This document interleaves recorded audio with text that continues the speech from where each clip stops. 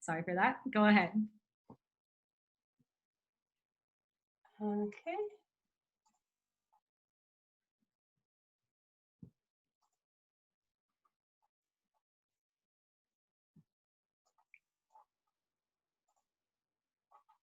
All right, how's that working? Awesome. Great. Looks like you got some slides. Looking forward to seeing some great visual aids. Okay, great.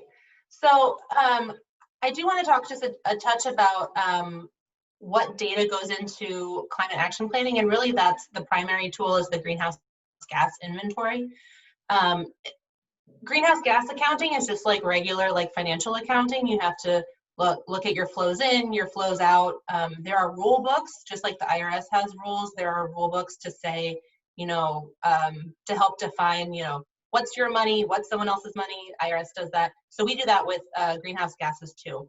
The important thing is kind of defining your boundary of what you can actually control as an organization, as a city, as an individual, as a company. And so we use scopes to help decide how direct control do we have over the emissions, the activities that are creating the emissions. So scope 1 is direct emissions. So that's fuel that you're actually burning. So in a vehicle or in a boiler or in a factory.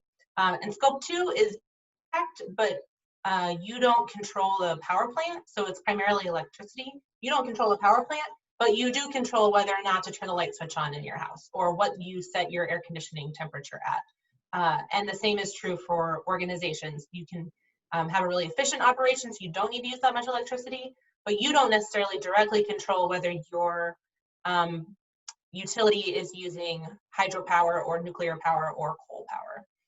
And then scope 3 is harder because you don't control those things. And so a lot of greenhouse gas accounting for organizations does not include indirect. Like I don't necessarily control how, as a sustainability director, I didn't have a say in how employees got to work. I didn't have a say in whether they drove a big truck in from their home in Michigan or whether they rode their bike from downtown South Bend. So I don't control those things. And so they don't, the protocols that govern greenhouse gas accounting usually don't include those things.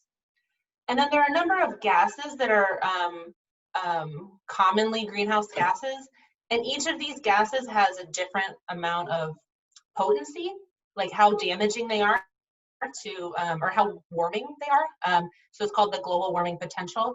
CO2 is the standard, so carbon dioxide has a global warming potential of 1, and then everything else is compared to that. And so the gases that I've circled here, methane, and nitrous oxide and carbon dioxide are the 3 most common gases, unless you run some weird factory or have a really specific industrial process, which most cities don't. You don't have an emission of a lot of these other gases. But I will say that basically anything with an F in it, fluorines are really warming, and that's one reason why you're seeing a lot of refrigerants change that we would use in air conditioners in our cars or in our homes, because we're moving to things that are less toxic to the climate and less toxic to the ozone layer. So, but those 3 gases and those 2 scopes are the key to almost all personal or organizational greenhouse gas accounting. So that's the data piece of it. To get this data, we have to gather a lot of information from across the organization.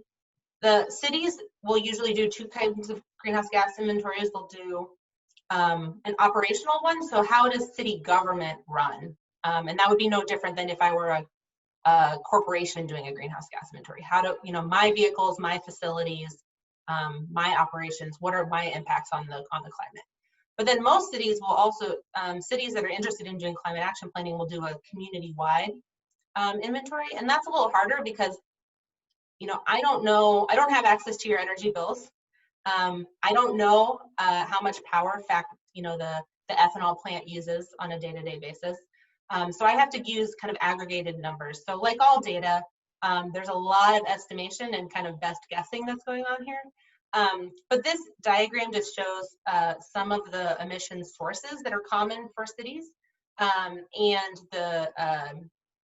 the scope that they fall into, whether it's direct control, kind of indirect control, or kind of difficult to control. So you can kind of see how important boundaries become in deciding what's part of our city's mission and what isn't. So a good example is waste. So you can see on the top middle part of this diagram, in boundary waste and wastewater. So here in South Bend, we have our own wastewater treatment plant inside the city limits, which creates a significant amount of greenhouse gases because as the bacteria eat up the wastewater, they're releasing methane.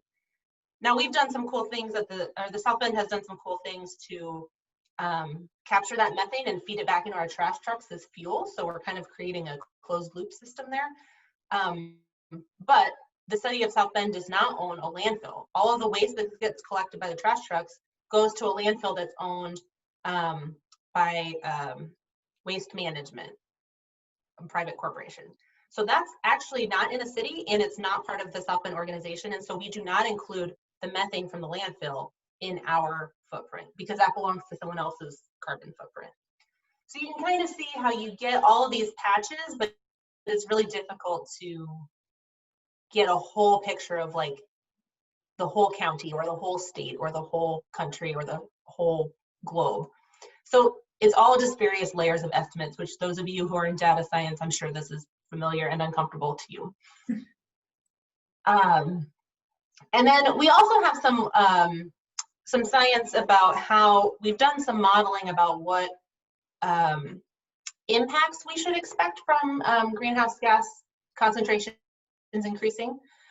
So this is more related less to greenhouse gas emissions and more to what the impacts of those emissions will be. There's a really wonderful resource that if folks are interested in learning more about that, I put the link here. It's the Indiana Climate Change Impact Assessment. Yeah. And they have studied and projected and modeled Indiana specific impacts. And so, you know, when you're talking about climate change, people talk a lot about sea level rise. Well, we don't have any seas. You know, they talk about ice caps melting. Despite what people will assume, we do not have any ice caps. You know, and so how do you bring that information home to something that cities in Indiana can actually use to plan? So this climate change impacts assessment is so fundamental. And actually, some Notre Dame professors help to do this modeling. Professors from universities all over the state have been supported this. So we know some of the impacts that we're going to expect in Indiana and here in South Bend are going to be things like shifting in the freeze season, which can extend the allergy season, unfortunately, can actually change the agricultural season.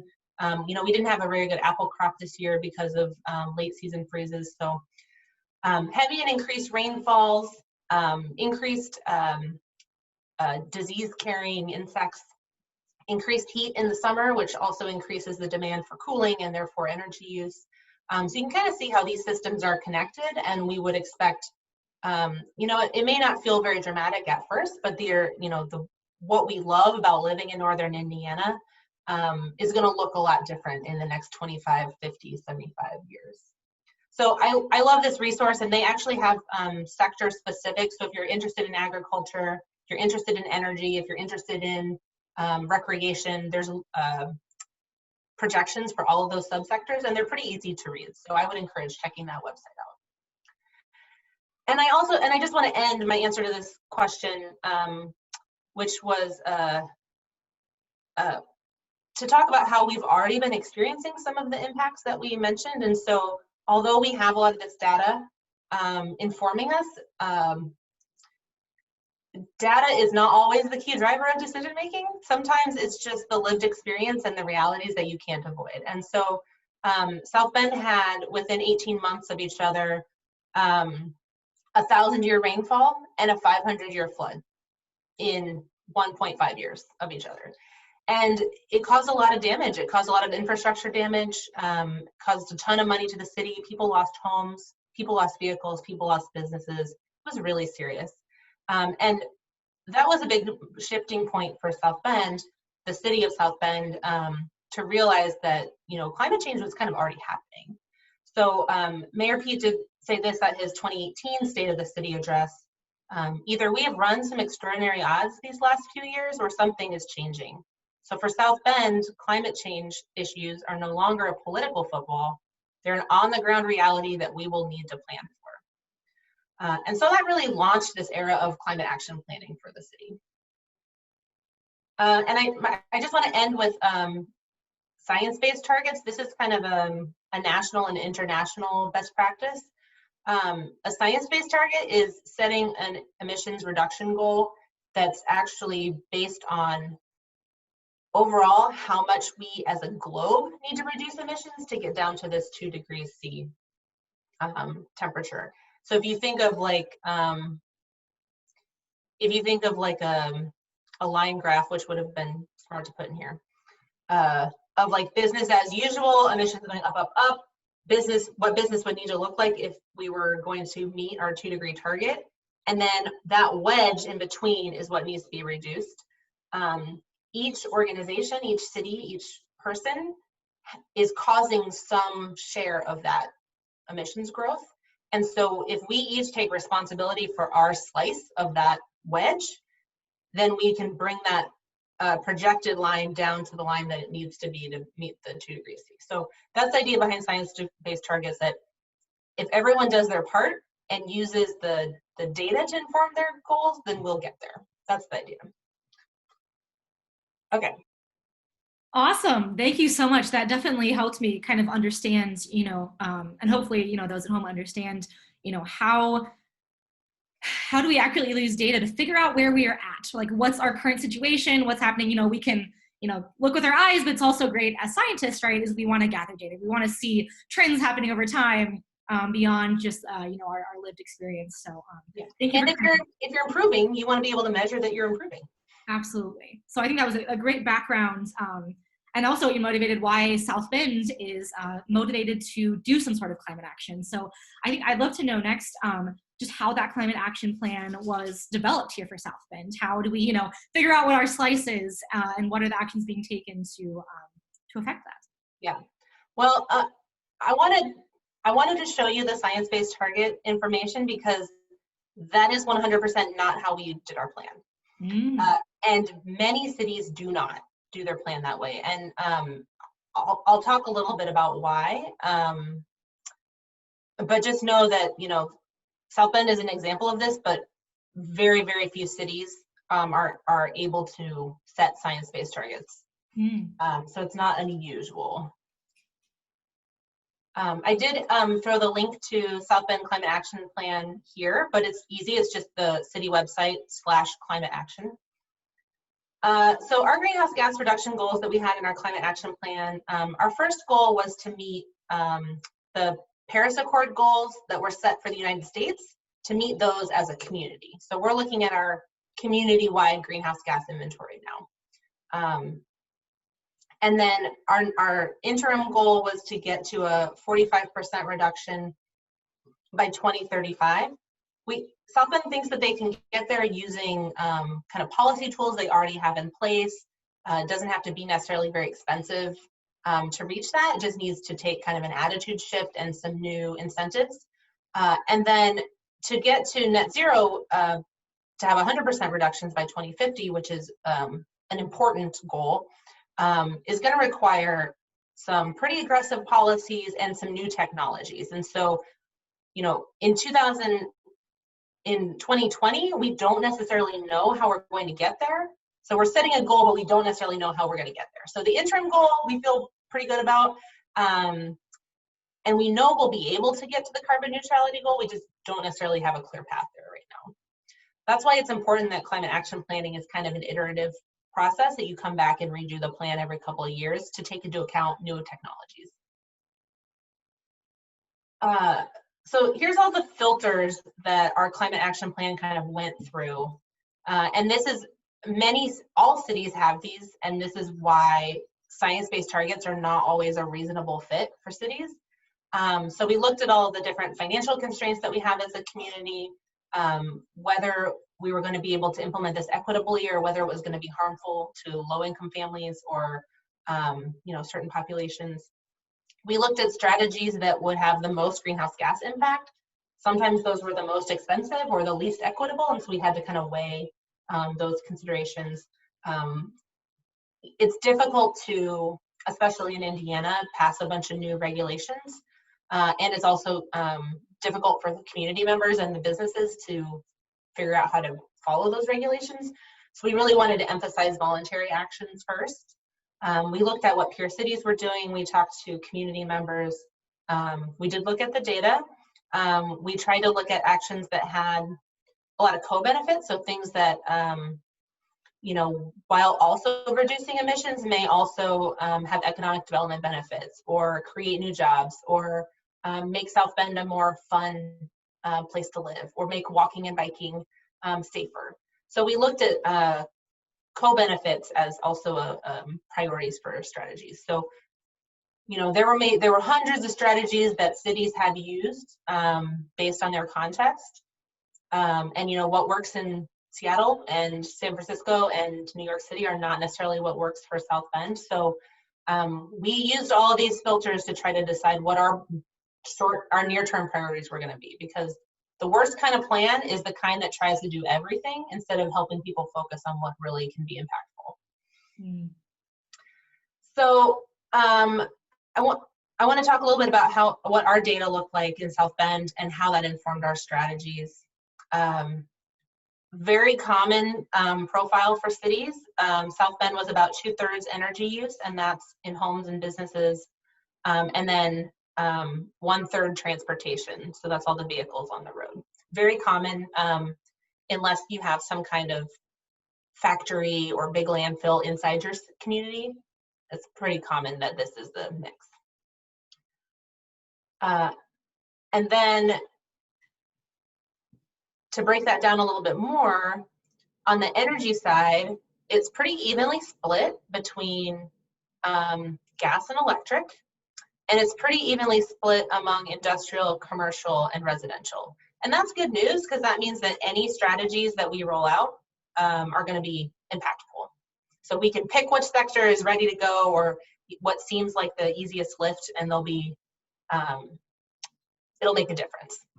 And then with transportation, we saw that passenger cars were 2/3 heavy diesel. So South Bend is a big transportation hub. You know, we have a lot of logistics industry and a lot of highways intersecting here. So there's a lot of truck travel. So that's a huge opportunity, 20%, and then other 20%. So, but passenger cars are a big one, because, you know, we are very much in a car culture here in the Midwest. And a lot of times it's one person alone riding in a car. And, you know, certainly in the age of COVID, I think we're all thinking twice about getting in an Uber, taking a bus, or even sharing a car with a friend. So, you know, it's really difficult to break out of that mindset, and that's going to be a big challenge for South Bend and for every community. But I like, hey, I hate to jump in, but I like how you phrase that as an opportunity, right? Like you said, we 20% heavy diesel. This is like an opportunity here to make change. So I just loved that it was kind of, you know, not this doom and gloom, but like this is a chance to make some great progress. So yeah. Well, one of the things that makes me feel optimistic about truck emissions is that a lot of that is technology driven and is controlled by corporations. Passenger cars are dependent on individuals changing their personal behaviors, and that is so much more difficult. So, you know, technology change versus behavior change, and then industrial or corporate control versus individual liberty is a tough nut here. So true. And so just to go through what some of our strategy areas are going to be, keeping in mind that transportation and energy are our two big emission sources. These are kind of common sense approaches, but you just want to use less. And if you can't use less, use better. So under transportation, that looks like driving less, fewer miles. If you can't use fewer miles, use a cleaner fuel like an electric vehicle, or we talked about using the renewable natural gas in the trash trucks.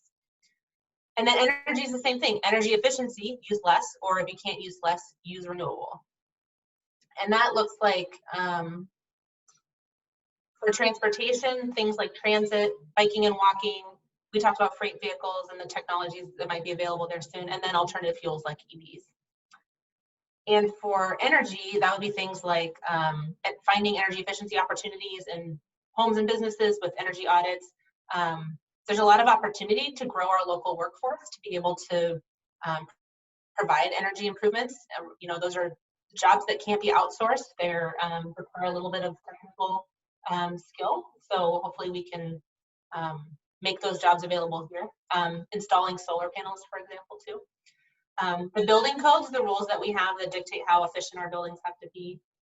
State policy is a huge one, and that's where it's, you know, it's not always up to cities. There's a lot of state policies that either encourage or discourage, you know, sustainable behaviors. You know, our state a couple years ago banned plastic bag bans.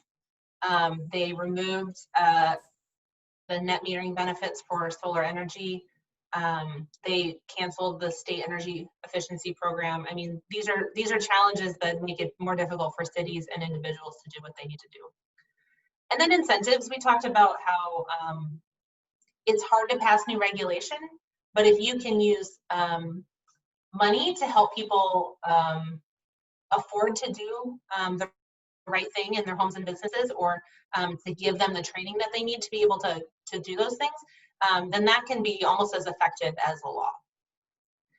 So yeah, those are some of the things I wanted to share about our action planning process.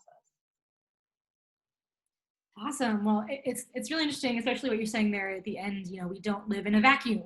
So many of the things that are happening outside of the city will also affect how you're able to do planning within the city. So it definitely showed me how much more complex, you know, trying to do this kind of work on a city level is than even I could imagine. And it also, you know, you mentioned the workforce. A question I had, you know, it's often kind of a narrative that we hear that there's this tension between economic development or business interests and pursuing any sort of policies or changes that are beneficial to protecting the environment. But it seems like that might not be true. So I'd love if you could talk a little bit more about like this, you know, supposed tension, or like how we can address this narrative. So yeah. Yeah, I think there's a really outdated economic development mindset that says that businesses will come where the cost of doing business is very low, where wages are low, where energy prices are low, where taxes are low.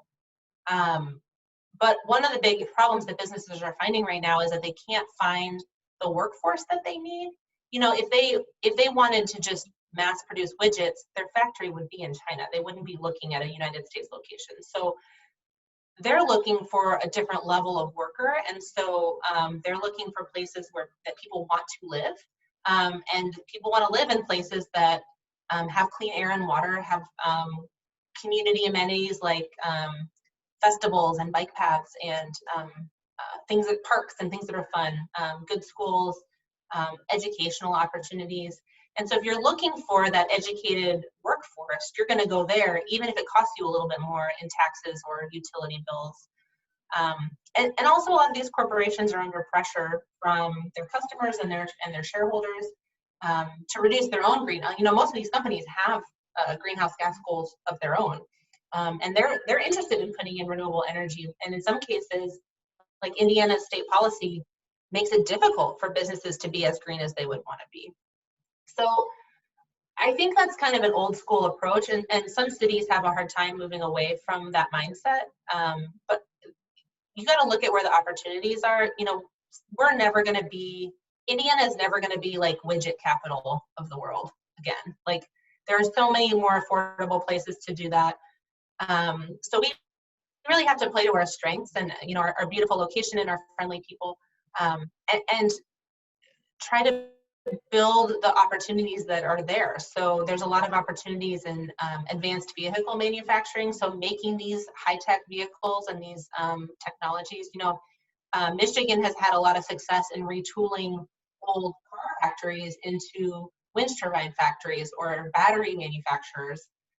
So you really just have to be nimble and flexible and creative. And that's good for the workforce too, because then you don't end up with, you know, one company like Studebaker leaving and it decimates your city for, you know, 4 decades. So the more you can diversify and have people working in jobs that aren't going anywhere, like homes will always need to be retrofitted for energy efficiency. You know, we've got 200 years worth of houses in South Bend. So I think those kinds of opportunities are really worth investing in, and most cities are starting to get on that train.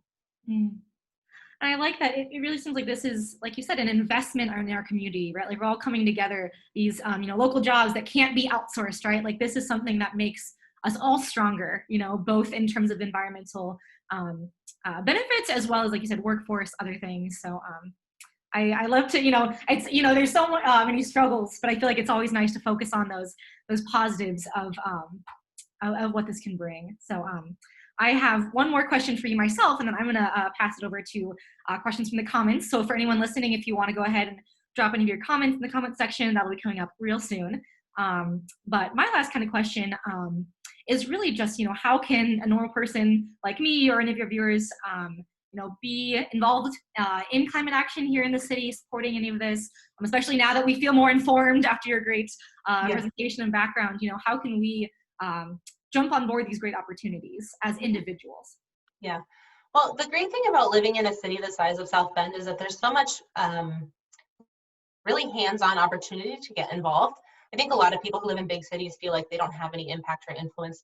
But the thing that I've noticed working in South Bend and watching the different groups that come in before the city council and work with the mayor is that if you are well organized and you have enough committed people, you can get a lot of attention for yourself. And so I would recommend, it helps as individuals to, reach out to the mayor, reach out to the council, your council members, let them know just kind of what your expectations are as a citizen. You always have the right to do that, whether it's on, the pothole on your street or the state of racial equity in South Bend or climate change. Like you get the right to have an opinion and share that with your elected officials. Who you vote for makes a big difference. But considering we're just done with an election season and probably don't want to talk about elections ever again, it's important to keep those folks accountable to what they promised to do. And so that's a big one. But I think organizing and having kind of a common message about what you expect from your elected officials can be really impactful. So, for example, Smoke Free St. Joe was really effective a couple of years ago in getting a pretty broad smoking ban for bars and restaurants passed. And they showed up in their matching t-shirts and they had a clear message, and they had some really good speakers, stand up and speak about why the issue was important to them, but they didn't, flood council with so much information that they couldn't handle it. And I think it's important to acknowledge, some of the considerations that I shared already. Like, it's tough to do this stuff. It's not easy. It costs money. There's a pandemic going on. It's tough to find the time and the space and the money to implement this. So it's really important to just keep it on the radar, keep it on the radar, keep it on the radar, and don't let them forget that we have to keep the long term in mind in addition to getting out of these short term issues. Absolutely. Well, thank you. So I'm going to pass it on to first kind of question I see here in the comments. Just a little bit more clarification on what like net greenhouse gas emissions are, just to especially with like a 100% reduction in net greenhouse gas emissions. Does that mean that there are no greenhouse gases going into the atmosphere, or if you could maybe I think just kind of go into a little bit more on that? Sure. So net zero assumes that whatever emissions you do have to create are then being removed from the atmosphere. So either they're being stored somehow permanently, or you're able to convert those into some other type of chemical that is less. These technologies are not very well developed yet, and so that's why it's hard to see the path there. But we know we have to get there. So people are looking into those technologies, and so the goal is to get all of your technologies and our lifestyles to be as low emitting as possible. And then for those last little bits of emissions that we're not able to squeeze out of our systems, we're going to have to capture and store those or convert them to something that's not warming. Gotcha. That makes a lot of sense. So what are some of the, I know you mentioned, capturing some of the, I think, methane for truck, for use in transportation. Are there any other ways that the city is currently implementing that kind of capture and drawdown of emissions? It's not something that so there's so much low-hanging fruit in terms of efficiency.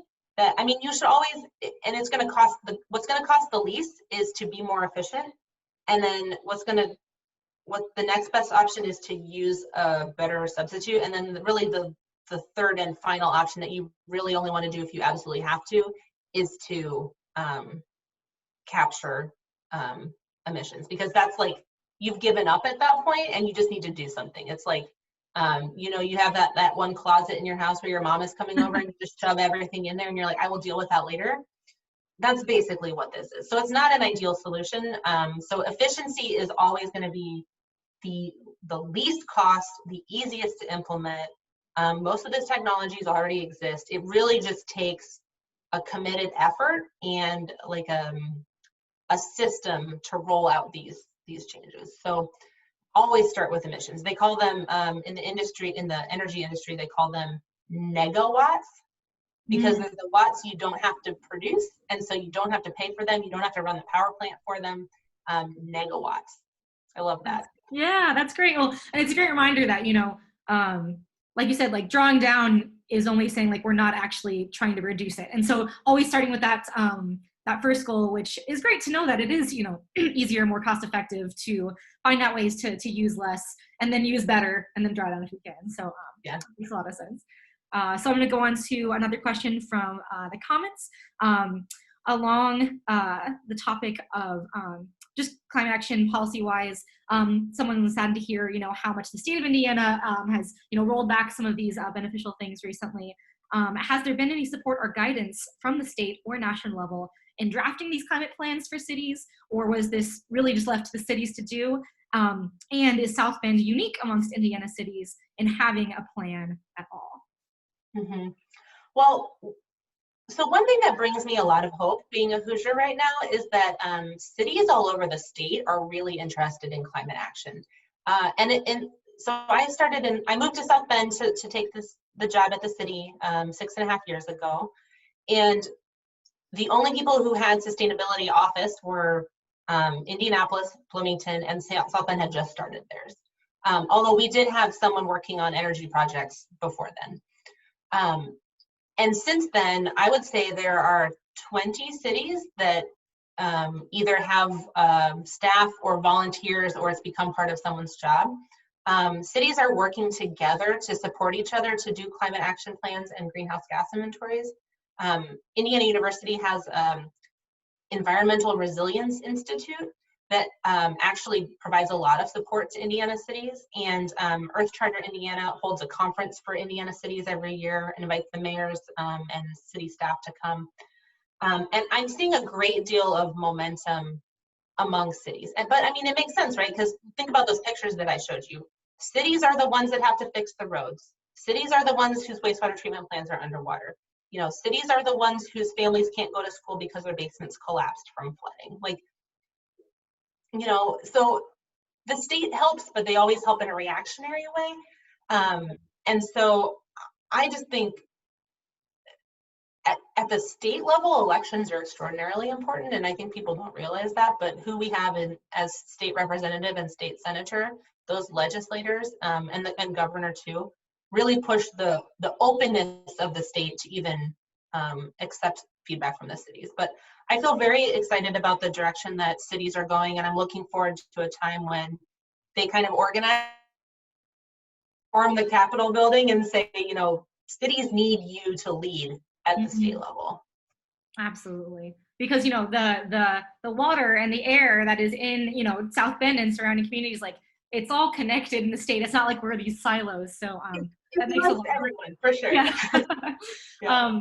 And actually just to follow up on that real quick with a kind of follow up, you know, we talked about cities, how, especially here in Indiana, is the relationship between these kind of climate action policies in cities, as well as, you know, we have, you know, great agriculture here in Indiana, and a lot of great farms, and we, you know, really just like value, right, that immense value that farmers and production of food brings. But is there any kind of interplay there, or how does that work? This is kind of a vague question, but, you know, we're talking about cities, but Indiana has a lot of great rural area that is beautiful and does a lot for the whole state, and so just wondering how that plays in. Well, I guess I'll answer that question from two directions. So I'm a city nerd, so I don't know a ton about agriculture, but um, there are tons of opportunities for farmers to both reduce emissions and store emissions, as well as they have a significant impact on air and water quality. And so we have a series of soil and water conservation districts that are partially funded by the state and partially funded by USDA. And they bring a lot of that good federal climate. Back when we had good federal climate science, they were bringing that to agriculture. And I think farmers are starting, I mean, farmers are anxious about climate change because it's, you know, even like I'm in my house working on the internet.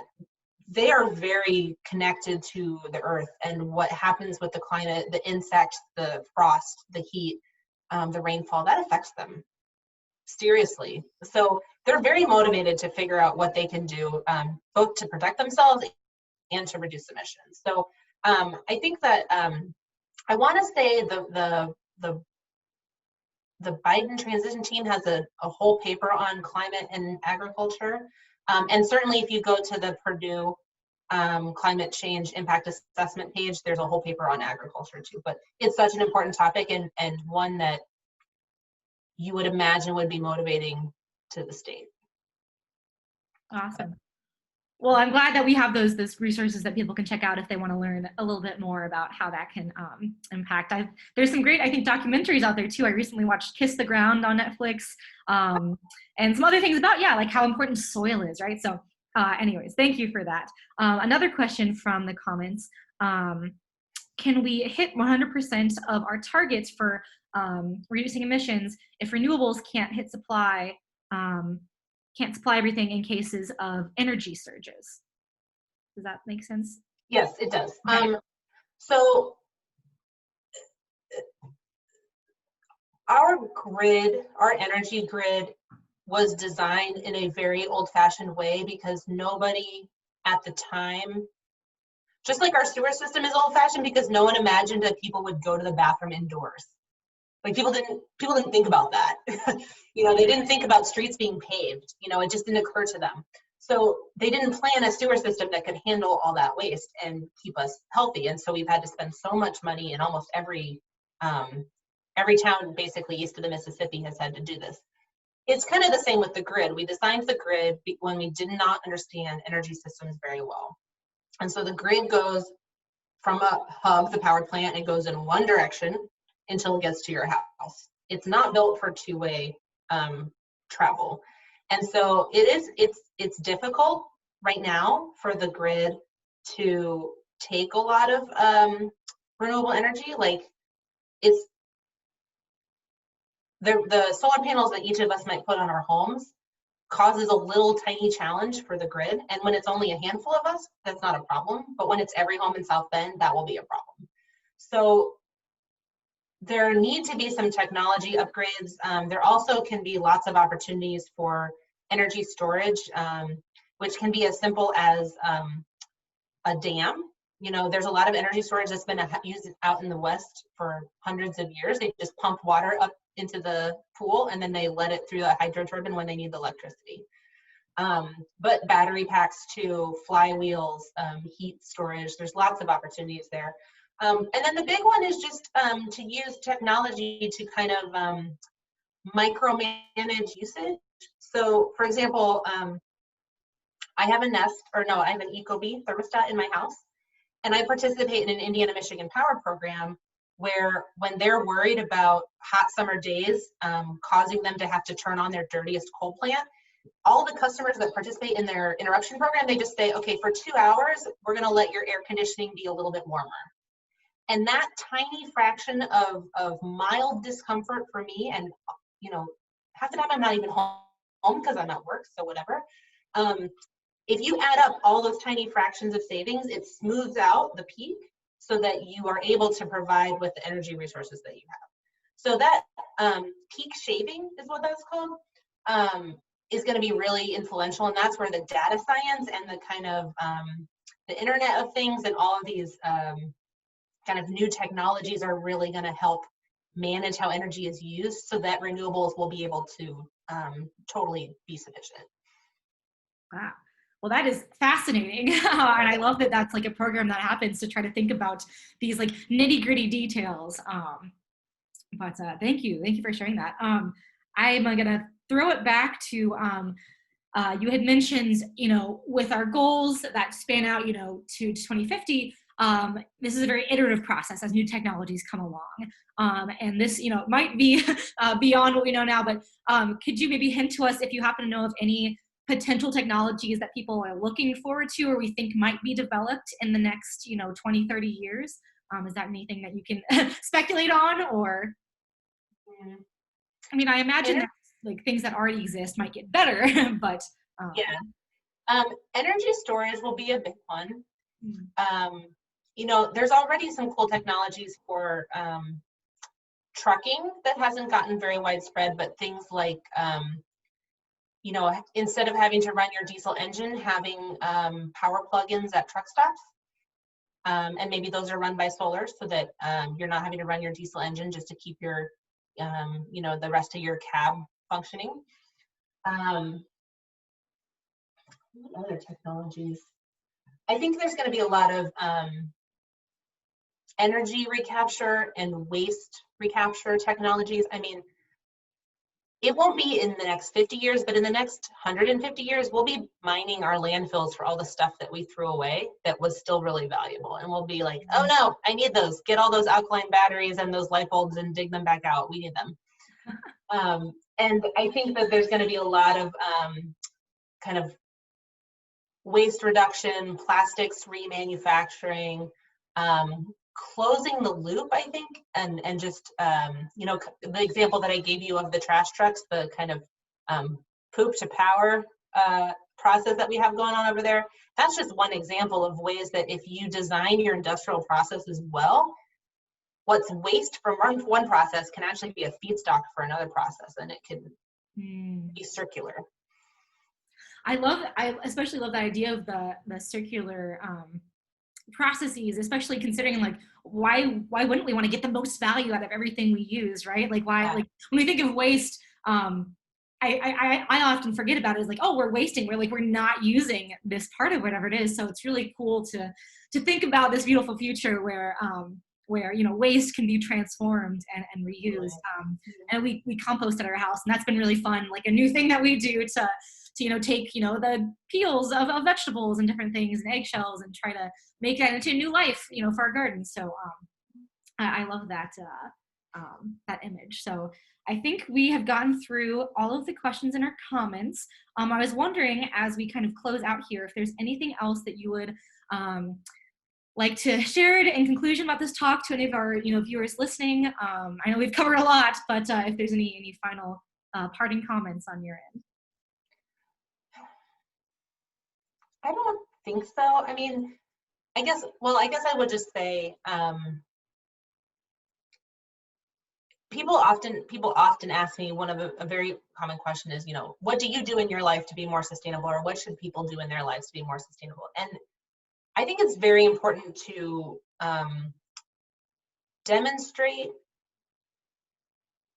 a different way of living that is more sustainable, but I don't want people to think that it is their fault that the planet is not thriving, right? Mm-hmm. So every time that you're at a restaurant with your friends, remember going to restaurants with friends? Next time you go to a restaurant with a friend in 9 months, and you say, no, thank you, I don't need a straw, to the waitress, and your friend says, oh, I guess I don't need a straw either. And those behaviors spread because people are very attentive to what people around them are doing and what people think of them. So you can definitely demonstrate good behaviors. You can demonstrate like closing the loop with your composting. You can demonstrate riding your bike to school even when the weather is not that great. You can demonstrate these sustainable behaviors and say, we don't have to live the way that we've been told. And I think that's really important. But I also think it's very important that we realize, like, our society, our government, our corporations, our cities are not designed for individuals to be able to change things that much. And so that's why it's so important to vote to advocate, to get involved, and to push decision makers, because a lot of that stuff happens, those decisions happen at a level way outside of your household. Mm. Well, thank you. I think that's incredibly important because there can be so much individual almost paralysis and like climate depression is one hard term I've thrown around Yeah, because we take this on ourselves. And I love how you made that distinction between, you know, the important behavioral modifications that we can do in terms of just making this something that we all can think about and do in a really positive way, but also not taking that all on ourselves because it's really not, you know, the just the summation of all individual actions, right? It's these larger structures. And it was great to hear about how cities like South Bend are trying to tackle this on this larger, like organizational level, because it seems like that's where a lot of change is going to happen. So it's good to remember that it's maybe a combo of that individual behavioral kind of modification, as well as yes, that pushing these larger like cities, organizations, companies, as well as governments on the city, state, and federal level to kind of come together to address this great opportunity we have that we're, you know, already seeing having some bad effects, but that we can hopefully change for the better in the future. yeah. So awesome. Okay, well, thank you so much for your time. We really appreciate it. Thank you so much for all of the work that you have done and are continuing to do to be, you know, a good steward for our planet and the resources that we have here in Indiana and South Bend. So yeah, with that, we will end the night. And to all those listening at home, um, we will hopefully see you in the future for more of our Michiana Science Cafe events. We have some great stuff coming up in the new year. We're hopefully hearing, or we will be hearing from the great people at Unity Gardens talking about models of food security, food insecurity, as well as some great naturalists from our city talking about maple sugar tapping and hopefully having a fun little field trip out there to see what that's like. So we have a lot planned. Make sure to stay involved in notifications in our Facebook group so you can hear about all that cool stuff. And stay safe and stay well as the weather gets colder and colder. Thank you, everybody. Thank you. Okay, we are no longer live.